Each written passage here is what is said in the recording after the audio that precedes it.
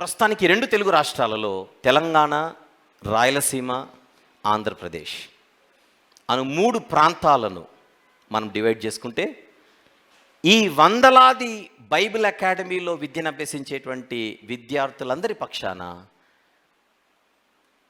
వారికి ప్రాతినిధ్యం వహించే కొంతమంది ప్రతినిధుల బృందాన్ని మనం ఫామ్ చేశాం. దీనిని బైబిల్ అకాడమీ స్టూడెంట్ కౌన్సిల్ అని పిలుస్తారు. బైబిల్ అకాడమీ స్టూడెంట్ కౌన్సిల్, దాని లోగో ఒకసారి చూపిస్తాడు, చూద్దాం ఆన్ ద స్క్రీన్. ఇది చూడండి, Bible academy student council Telangana. Next ఇది చూడండి, Bible academy student council Andhra. అలాగనే మరొకటి రాయలసీమ. ఓకేనా? ఇలా మనము తెలుగులో అయితే దీనిని బైబిల్ అకాడమీ విద్యార్థి మండలి అని అంటాం.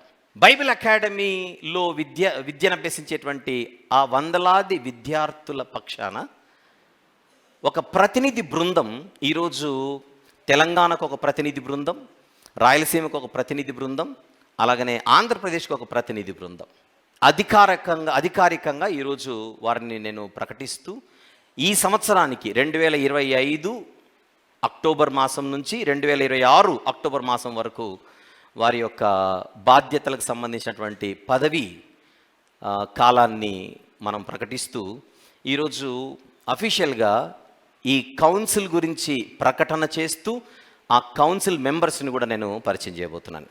ముందుగా తెలంగాణ నుంచి బైబిల్ అకాడమీ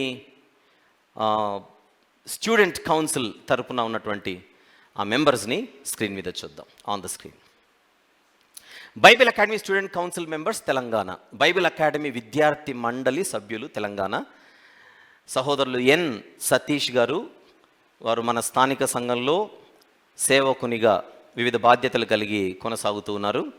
తర్వాత ఏ చిట్టిరాజు గారు రైల్వేస్లో పనిచేస్తూ బైబిల్ అకాడమీలో విద్యార్థిగా ఆయన కొనసాగుతూ విద్యార్థి మండలి సభ్యునిగా ఆయన మీ ముందు పరిచయం చేయబడుతూ ఉన్నాడు. అలాగనే సహోదరులు ప్రసాద్ గారు, తను బ్యాంక్ మేనేజర్గా ఉంటూ ప్రభు పరిచర్యలో, ముఖ్యంగా నారాయణగూడ స్థానిక సంఘ పరిచర్యలో ఉంటూ మన మినిస్ట్రీలో ప్రత్యేకించి హిందీ భాషకు సంబంధించినటువంటి మినిస్ట్రీలో తను ముందుకు సాగుతూ ఉన్నాడు. At the same time next Sadanandam గారు, తను కూడా సేవకునిగా ఉంటూ బైబిల్ అకాడమీలో విద్యను అభ్యసిస్తూ వివిధ సంఘాలలో సేవకునిగా పరిచయం చేస్తూ ఉన్నారు. అలాగనే సిస్టర్ పి నిర్మలారావు గారు, వారు ఒక స్కూల్ ప్రిన్సిపల్గా వారు ఉంటూ బైబిల్ అకాడమీలో బైబిల్ విద్యను అభ్యసిస్తూ మండలి సభ్యురాలిగా తాను మీ ముందుకు పరిచయం చేయబడుతున్నారు. అలాగనే పి యానీ గారు, తాను ఒక ప్రొఫెసర్ గారు,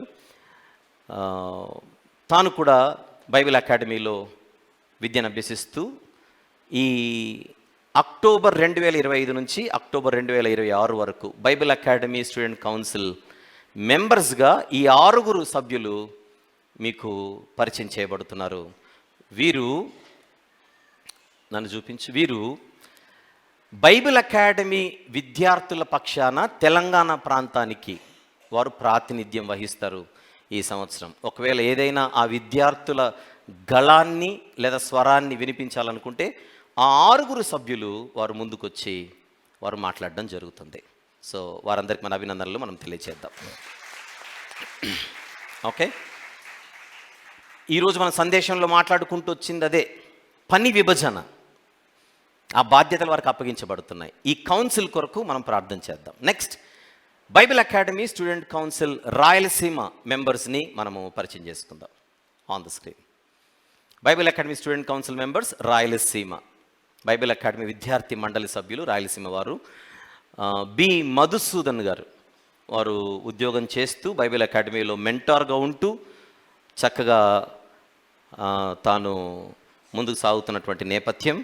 అలాగనే సహోదరులు పివి వినోద్ గారు, తను ఒక సేవకుడిగా ఉంటూ అనేక మందికి వాక్యాన్ని నేర్పించేటువంటి బాధ్యత కలిగి బైబిల్ అకాడమీలో విద్యను అభ్యసిస్తున్నటువంటి సహోదరులు. అలాగనే ఎన్ ఏలియా గారు, తాను కూడా రాయలసీమ ప్రాంతంలో సేవలో ఉంటూ అనేక మంది విద్యార్థులకు బైబిల్ విద్యను నేర్పిస్తూ బైబిల్ అకాడమీలో విద్యార్థిగా కొనసాగుతూ మండలి సభ్యునిగా మీ ముందుకు వస్తున్నాడు. అలాగనే సహోదరులు కె శామ్యుయల్ గారు తాను రాయలసీమలోనే ఒక ఓన్ కంపెనీని తను మెయింటైన్ చేస్తూ వృత్తిరీత్యా అలాగనే బైబిల్ అకాడమీలో తాను విద్యను అభ్యసిస్తూ కొనసాగుతూ ఉండడం జరుగుతుంది. కె ఆశీర్వాదం గారు వారు కూడా సేవలో బలంగా పనిచేస్తున్నటువంటి వ్యక్తి, బైబిల్ అకాడమీలో విద్యను అభ్యసిస్తూ మండలి సభ్యునిగా మీ ముందుకు పరిచయం చేయబడుతున్నాడు. అలాగనే కె అయ్యన్న గారు తాను ఒక లెక్చరర్, మంచి విద్యావంతుడు, తర్వాత బైబిల్ అకాడమీలో మెంటార్గా కూడా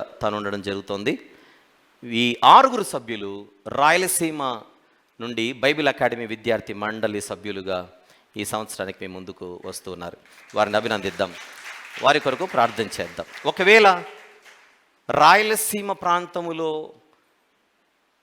బైబిల్ అకాడమీ విద్యార్థులందరి పక్షాన రాయలసీమ ప్రాంతంలో వారు ఏదైనా స్వరాన్ని వినిపించాలంటే ఈ 6 సభ్యులు కలిసి ముందుకొచ్చి వారు మాట్లాడడం జరుగుతుంది. మర్చిపోకండి, బైబిల్ అకాడమీ అన్నది బైబిల్ ట్రస్ట్ ఇంటర్నేషనల్ మినిస్ట్రీస్లోని విద్యా విభాగం. అంటే వాళ్ళు మాట్లాడుతున్నారంటే ఆటోమేటిక్గా బైబిల్ ట్రస్ట్ ఇంటర్నేషనల్ మినిస్ట్రీస్ని రిప్రజెంట్ చేస్తున్నట్టే. దాన్ని గమనించమని కోరుతున్నాను. ఇక ఈ రోజుకి చివరిగా ఆంధ్రప్రదేశ్ మండలి సభ్యులను మనము పరిచయం చేసుకుందాం. Bible academy student council members Andhra Pradesh. ముందుగా టిఎస్ఎస్ వాసు గారు మనందరికి మంచి సుపరిచితులు.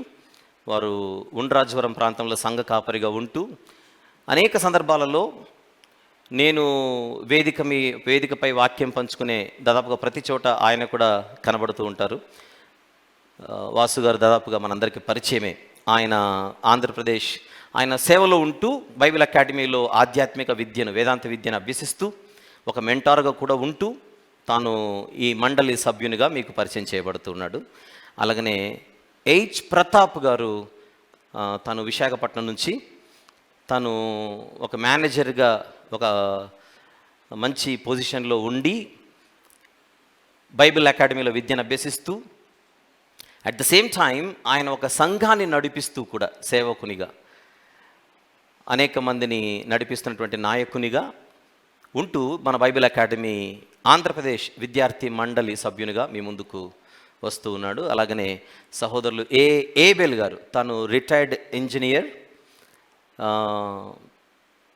వాక్యం అంటే ఎంతో ఆసక్తి కలిగి తను ఉద్యోగరీత్యా మంచి పొజిషన్లో ఉన్నప్పటికీ ఆయన ఈ మధ్య కాలంలో రిటైర్ అవ్వడం జరిగింది. ఆయన పెద్దవారు ఈ మండలి సభ్యునిగా మీ ముందుకు వస్తూ ఉన్నారు. దయచేసి గమనించవలసిందిగా మనవి చేస్తున్నాను. అలాగనే జి సాగర్ రాజు గారు వారికి సొంతంగా ఒక డయాగ్నోస్టిక్స్ ఉంది. ఆ డయాగ్నోస్టిక్స్ నడిపించేటువంటి యజమాని, అధినేత. ఆయన మంగళగిరి ప్రాంతంలో ఉంటారు. వారు బైబిల్ అకాడమీలో విద్యను అభ్యసిస్తూ ఆంధ్రప్రదేశ్ మండలి సభ్యునిగా మీ ముందుకు రావడం జరుగుతుంది. అలాగనే వి నవీన్ గారు వారు కడియపులంక, రాజమండ్రి కడియపులంక ప్రాంతానికి చెందినవారు. తాను ఒక కంపెనీలో ఒక మంచి బాధ్యతలు కలిగి ముందుకెళుతూ ఆయన ఈ యొక్క పరిచర్యలో ఈ బైబిల్ అకాడమీలో విద్యను అభ్యసిస్తూ తాను మండలి సభ్యునిగా మీ ముందుకు పరిచయం చేయబడుతుంది. అలాగనే యవనస్తుల పరిచర్యలో సహోదరులు ఆంజనేయుల నాయక్ గారు తన మెంటార్గా అన్ని బ్యాచ్ల వారికి ఒక మెంటార్ బాధ్యతగా కలిగి చక్కగా సబ్జెక్టుపై మంచి అవగాహన కలిగినటువంటి వ్యక్తి. తాను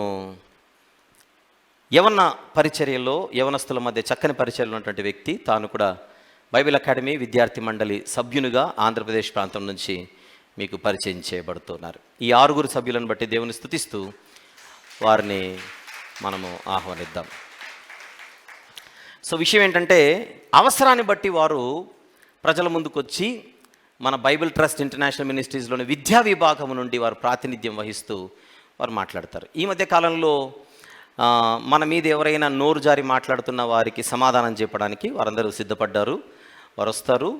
మరి రేపు లేదా ఎల్లుండిలో ఆంధ్రప్రదేశ్ విద్యార్థి మండలి సభ్యులు వారు కొన్ని విషయాలని అడ్రస్ చేస్తూ వారు మన ముందుకు వస్తారు. మనం వారి కొరకు ప్రార్థన చేద్దాం. మరి కొంతమంది ఏదో చరిత్రలో నిలిచిపోయి డిబేట్ చేద్దామని పాపం ఆహ్వానించినట్టున్నారు. అవన్నీ వాళ్ళే ఏర్పాటు చేస్తారు త్వరలో. వాళ్ళు కోరుకున్నట్టుగా చరిత్రలో నిలిచిపోయే డిబేటే మనం చేద్దాం. ఓకే, అవన్నీ ఆంధ్రప్రదేశ్ విద్యార్థి మండలి వారు ఏర్పాటు చేస్తారు. అన్నీ అనుకూలమైతే నవంబర్ 1వ తారీఖున రాజమండ్రిలో ఈ డిబేట్ని ఏర్పాటు చేద్దామని కూడా వాళ్ళు సిద్ధపడుతూ ఉన్నారు. అది నేను ప్రకటించడం కాదు, వాళ్ళు ప్రకటిస్తారు.